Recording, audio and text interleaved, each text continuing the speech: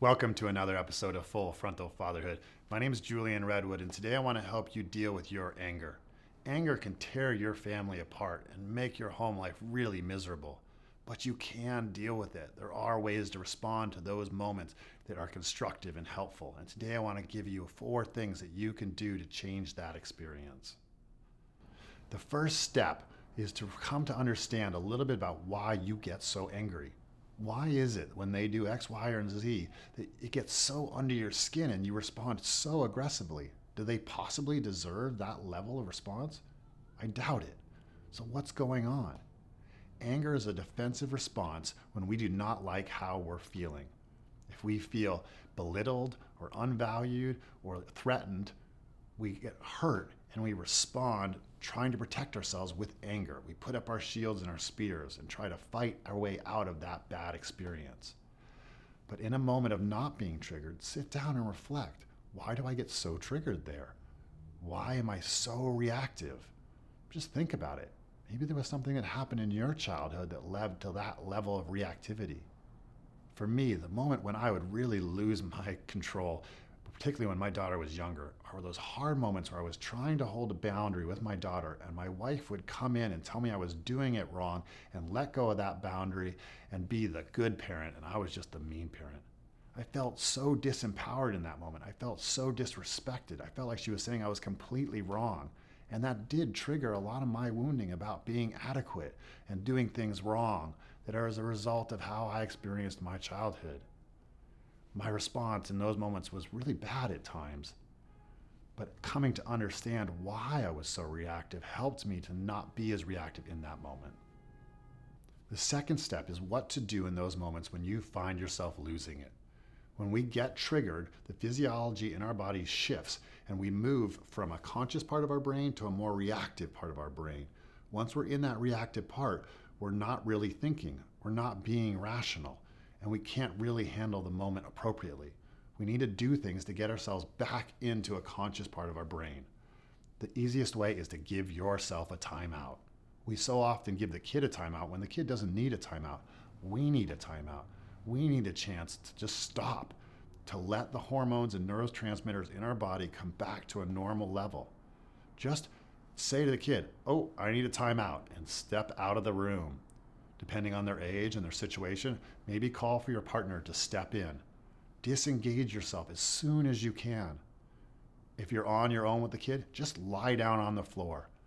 Just stop. Close your mouth and lie on the floor and lie there for 5 or 10 minutes, breathing, thinking, noticing what's happening for you, and not adding to the fuel, not just spinning in your head of, "I can't believe they did this, I can't believe I did that." Notice how you're feeling in your body.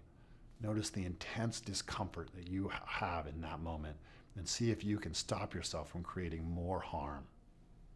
The third thing you can do is if the interaction that's really triggering you is between you and your partner, then ask for a timeout with them. Ask for a break. Don't just walk away and close the door because that triggers abandonment issues and that'll create more anger on your partner's side. So just say, "Well, I really need a moment to cool down. I'll come back in 10 minutes or 30 minutes. And then run around the block 3 times or watch something funny on the computer. Some way to reset your physiology. Once again, you've moved from a conscious to a reactive part of your brain, and we need to come back to a place where we can think. We give ourselves a moment for our heart rate to slow down, for our brain to come back online. And by shifting your physiology through watching something funny or exerting yourself physically or lying on the floor, you can come back to that more neutral place. The fourth step is to get help. Anger can devastate your whole family. It takes a lot for us men to go and ask for help, particularly to go to therapy and ask a stranger for help. It takes real courage and bravery to engage in that moment. But please do that. Give that to yourself and your family. It's a wonderful experience where you can learn to master your feelings and come into a better place with yourself. Therapy teaches you how to be empowered and engaged in the world in a way that we just aren't taught in school or by our parents. So please, take that courage and face those fears and get the help that you need so that you can be the loving dad that you can be for your family.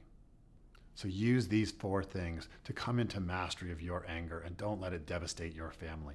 Understand what's going on for you so you can be conscious in that moment. If it's with your kids that you're losing your control, give yourself a timeout, lie on the floor, or pull your partner in to take over in that moment. If it's with your partner, ask for a break and go and give yourself a chance to lower your physiological reaction so you can come back into a thinking part of your brain. And 4, get help, because you really can get to a place where you feel good in yourself and in your family. Thank you for joining me for another episode of Full Frontal Fatherhood. I'd love to hear how you handle your anger and what you do in those moments. Please join the conversation below, but let's keep it really friendly and warm because this is hard stuff. Thank you for joining me for another episode. I'll see you next Friday. Take care.